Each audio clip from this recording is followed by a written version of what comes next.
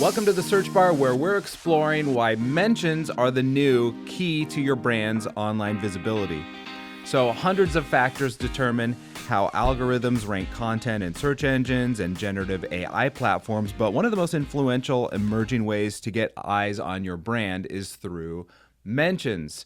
So Melissa is here with me today, and this is something that she's really been covering a lot in her thought leadership, and it's super fascinating, and you've been doing a really great job of articulating this. I think this is something that's newer that not a lot of marketers and brands get yet. So this is really innovative. I love what I've heard you say about this. So tell us, first of all, like, what do I even mean by a mention? What is a mention? Yeah, really great question. So when we think about mentions, it's kind of easier as SEOs to think about it a little bit in the terms of what it used to be. So the commodity of the web, to be able to have trust signals passed around to different web pages, was hyperlinks, tags, hashtags. You can imagine that from a website all the way over into social. It was basically a way of categorizing importance or trust. So now, with the introduction with LLMs, we don't need that categorization method so much. Instead, LLMs just simply understand words and they understand context. And when you have this ability to just understand words, it means that every word that used to be around or surrounding a hyperlink now becomes a possible production of authority for your webpage or your brand or your social platform. So we have this introduction of words everywhere. That's essentially what a mention is. A mention is literally just being mentioned in a verbal, written, or digital aspect. Honestly, just a digital format that can translate across the open web and any digital approach. Because I've got to say, we might get this a little bit later, there are other ways. It's not just the open web in which some of these LLMs are trying to get a hold of content now. And I like how you used hashtags. I think that's a good example here because it's like, for so many years, hashtags, especially in social platforms, have been really important because hashtags are the way that we can find information on a certain topic. Mm-hmm. But these days, on platforms like X, for instance, they even say, like, don't use hashtags anymore. And it's really changed a lot for Instagram. Like for Facebook, hashtags really aren't much of a thing. And the reason is because now the algorithms and the search platforms are smart enough that it doesn't really need hashtags the way it used to. And it's the same, like you said, with links. Yep. Like way back to the 90s, early 2000s, links started to be the DNA of search engine optimization. And it's like the more links you could get from websites, the higher your web page ranked. And then they got more sophisticated, and it was the more links from credible websites. And then a lot of other factors came in. But now it's like everything is so smart, it doesn't need a link to another website because it knows. So mentions, if you can get positive mentions for your brand or for your product or your service, that's really powerful, and it doesn't necessarily have to link to you anymore. Yeah, no, there's a few key things that I thought was interesting I want to pick up on. First, if you didn't know, Google originally, the way in which Google started was all based on the value of links. And that's what set it apart. That's what set it apart. That's what made it different, because there was a commodity in which you could understand and put essentially an absolute value. So how many links? So pretend I'm a website and Drew's a website. If I had 7 links to me and Drew had 2 links to him, I become more valuable than Drew because that was the commodity of understanding associated value.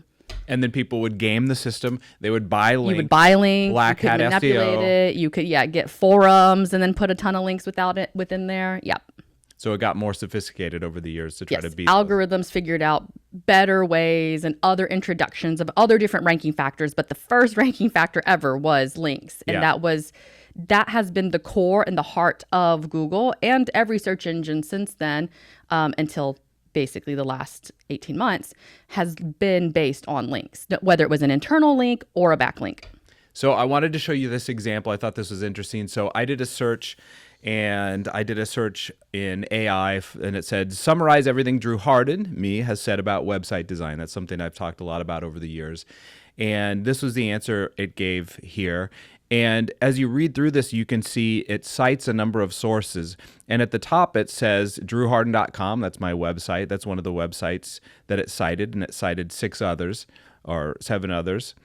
And also it cited LinkedIn, and it cited X, and LinkedIn again. I mean, it has all these different places that it cites. It cited YouTube.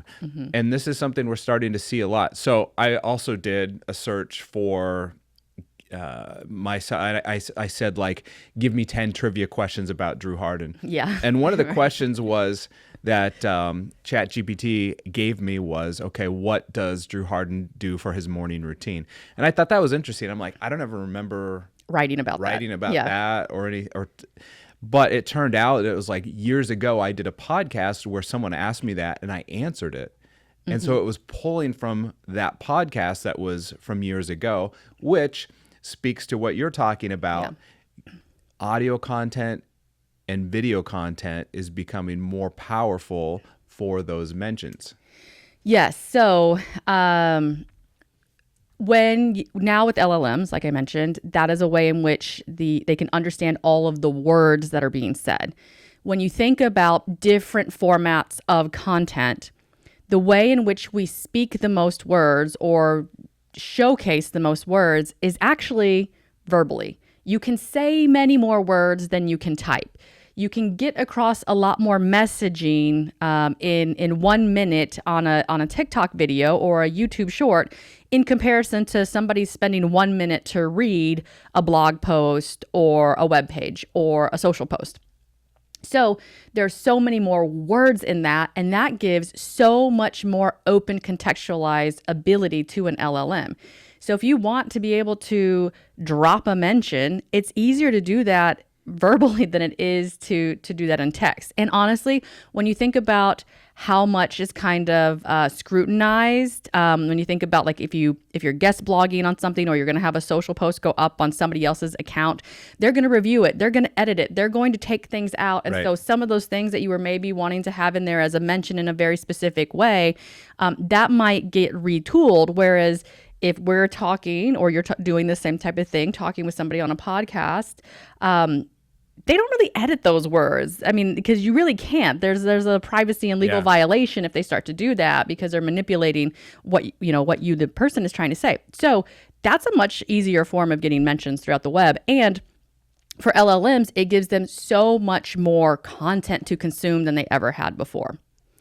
One other thing that you had mentioned previously that I want to get back to as well is the difference between search engines from when they had started and why links now aren't that big kind of core value piece to them, and what's the difference between a traditional search engine and an AI search engine.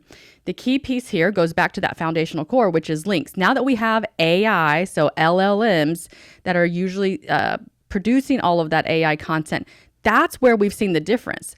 When these traditional search engines have actually implemented LLMs into their path, so think about Google introducing Gemini or Google using that to power their AI overviews, they are mixing what was links with AI now, or LLMs. And so together now we have this, not conflicting, but it is this convergence or this merged approach. If you want to rank really well in Google, you have to do both. You have to rank well for the LLM, and you have to still have those traditional core SEO values of links, because there still are the organic results below, but you have those merged together. If you want to show up in an AI overview, it's not just about the LLM. It's not just about the mention. It is also looking below to see what has actually ranked traditionally in the top 10. The top 10 are traditionally what's going to show up within the AI overview in Google. So the positioning here is that if you want to rank well, or be showcased more within particular types of prompts or searches within something like a ChatGPT or a Perplexity, which is using a much more heavier basis of the LLM in how they provide results, then you will focus more on mentions. If you're trying to rank better within Google or Bing's approach to how they're putting everything together, or Copilot, that's where you're going to want to have the mix of the two. So there's a difference between that, and it's, again, the world is converging. It's not all different. It's not just go straight to mentions and forget about backlinks or forget about links. You do want to think about both, especially depending on which platforms your audiences are also searching within. And that also then brings up social search. So inside social search, honestly, the social engines have said, drop the hashtags, but it's not forget everything about the way the algorithms have traditionally won in those algorithms. But you do also want to bring in those LLMs, because you've seen things like Meta has their LLM mixed in, X has them LLM mixed in. There is also another key piece that I also want to bring up that you had mentioned, which is sentiment. Because every mention is not the same value. So just like Google back in the day was able to make adjustments to their algorithms to say, oh, it's not just about any link. It's not just about any backlink or any internal link. Different pages and different brands or different websites have different authority and trust. And so getting a link from something like a CNN or a Fox News or a .gov site is going to have a lot of value comparison to a Blue Compass or even a Digitas, what they can send as value as links. And so the same thing when it comes to mentions. You also want to make sure you're being mentioned in a place that is topically relevant to either your product, your brand, or your service, or it has some sort of authoritative value behind it, because sentiment does mean a lot. Because if we're talking about like airplanes right now, there are a lot of people who have a lot of fear around flying because of all of the incidents that have been going on with flights right now. And so you might not want to be mentioned in that approach. You might not want to be an airline that's associated with a negative sentiment mention. When it comes to airlines, you want to be associated with a positive approach. And so that's where, again, even in this short time frame of us finding out, like from our research that we've been doing, that mentions as a key piece, it's already even starting to switch where the AIs, because they are smart enough, they are intelligent enough to train over time, that you want to have that sentiment mixed into it. That's such a great point. And going back to one of the things you said, yeah, we're not saying links are dead. Useless or dead or anything like that. Links are still incredibly important. You want as many links as you can get to your brand, especially from relevant sources. But yeah, it's the same with these different mentions. And you're right, the context matters, but also the source from which the mention is coming matters. So if you have a dog grooming business and a podcast that's all about dogs, maybe it's the number one dog owners podcast in the world, mentions your dog grooming business, that's incredible, especially if they're, saying good things about it, because AI platforms can tell the sentiment of what is being said. If they're like, hey, this is a great place to take your dog, that's really positive and that's really incredible for your brand. That's a great thing. But, if you get the same mention, the same sentiment, but it's from a podcast that's all about golf. Yeah. That's still nice to get, but it probably won't have the weight. So some of the stuff we're talking about is just, it seems complex, and it's like, these platforms and there's AI and there's mentions. It seems complex, but sometimes if you just take a step back and just think about it really logically, like the whole goal of all these platforms is just to get the best answer and the best content to users. And so, it makes sense that, someone in a blog or a podcast that's talking about dogs, it makes more sense that should be weighted higher than a golf podcast. Yeah. What I tell some of my clients, how to better understand this, because they, like you mentioned, think that it's complex. It's not really, though, because if you take it out of the digital format, and the reason we think it's complex is because we have been making it so complex, because it was harder to do this, because all of those ways of commodities and transactional value and to get things across to rank better, it was harder to do that. But since these systems have gotten smarter, like all the way introducing into LLMs, it's now opened up this door where it is more human-like. So so the way that I tell clients is think of all of these websites, social platforms, podcasters, anything, Videos. streaming services, any of them. Think of them as people rather than brands. So if I wanted to know some really great stats and information about football, I'm sorry, but I'm not asking Drew Harden. So if Drew Harden talks a lot about football, I'm going to let you know he doesn't know. He's not a great source of information when it comes to football.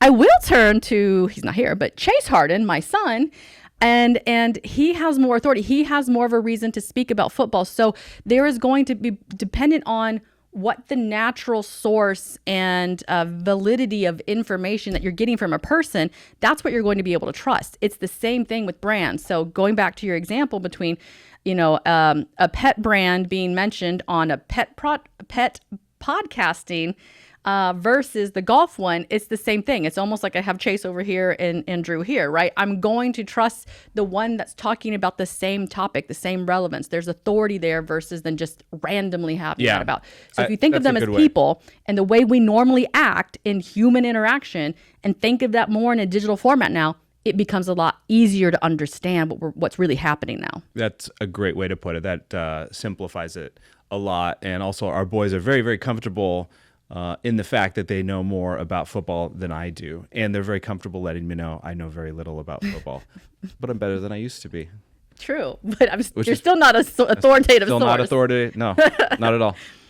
So one thing that I saw come through this week that I thought was really interesting, when we think about how all of these different platforms, not just LLMs, are looking for more content. I mean, that's the basis of what makes them more intelligent, is how much data and information they have on hand. Google is starting to auto subscribe to different marketing newsletters or email newsletters and whatnot, because they're trying to consume more than just content that's on the open web. So the way that we used to think about the open web being a place in which a lot of this kind of commodity happened around, it's now going past that into what I would even say is just digital. It's any sort of digital content, any sort of digital data that exists. That's what all of these different I'm just going to call them tech giants for lack of a better word right now, but tech giants are going after to get their hands on, because there are even like some of these LLMs, they are actually not listening to the robot.txt directives on the open web. So where we would normally have the ability to say, don't look at this page, I don't want this to rank, or I don't want the content on this thing to be seen. Some of these LLMs and AIs are going past that. They're getting it anyways, which essentially can translate into this content that even exists on the dark web, or content that we didn't think that these tech giants or these AIs or LLMs could see. They're actually trying to figure out ways to get their hands on it. That's incredibly fascinating that they would do something like that. And I guess it only makes sense that Google would try to expand its information, its database beyond just the traditional web, because now there's so many different sources, again, like ChatGPT, that are also giving answers. So Google's trying to scoop up as much data as possible. Well, when we go back to thinking about audio and video content, and there's a lot more content that is created in that format just by virtue of it being spoken word versus written word. That means that Meta's AI has a lot more content to be able to consume and process and understand from an LLM perspective than it is for Google, who has always traditionally looked at written format that comes in web pages, blogs, etc. Now, Google does have the ability to crawl and understand what we're going to call open videos, open videos off of YouTube, open videos off of TikTok, public accounts versus private accounts is what I'm getting at. So they do have some of that content too, but think about all the private accounts that exist within these social platforms where there's so much video and audio content being generated there, which means when you think about their database or the brain of their AI, it has a really fast gain of speed compared to Google, who has always had like this much content, and obviously it's harder to create that content, so it only scales up little by little by little.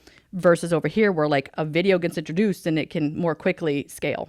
Yeah, and every AI platform has like an advantage in a certain space. So Yep. like you said, like Meta has, all these Facebook posts over the years. X has all these Twitter posts from many years back. Yeah. And Google, of course, has like YouTube that it Yep. has easy access to. It's fascinating. And then we have ChatGPT, which doesn't have its own like proprietary platform and everything like Crawls that. everything else. But it crawls everything, yeah. And that's the one that's been not listening to the directives as much. All right, so a big takeaway here, how can your brand, your product, your services get more positive mentions, get more out of mentions online? And I think some of the things we've been talking about, still creating really great content on your website, writing blog articles, making your content really well written and targeted exactly to your audience. That's really important. But again, like we've been saying, posting on social and mentioning these things, you don't have to link back. These days, if you put a link in a social media platform, oftentimes it's penalized. That's not a great thing. Yep. So just even mentioning your product or service or brand or whatever, or one of the people on your team, like that's very valuable too. So organic social posting has become more valuable than it has been in recent past. And then, of course, making videos like this, making a great YouTube video, having people in, having your experts talk about your brand, giving away that valuable expertise, but also appearing on good podcasts and ideally relevant podcasts, podcasts that are relevant to your industry, and then talking about your brand, the advantages of it, and things like that. Anything like that. Basically, the big takeaway is create Exposure for yourself, useful, relevant content on the sources where your audience is. Meet your audience where they are. Yeah. That's a whole nother podcast for a different time. That is a whole nother podcast. Well, hey, we hope that was useful for you. If you have any events coming up, if you're looking for guidance in sessions, if you're looking for speakers or anything like that, Melissa and I both do that separately and together. We'd love to work with you. And please subscribe to the channel. It really helps us out. Thanks, and we'll talk to you next time.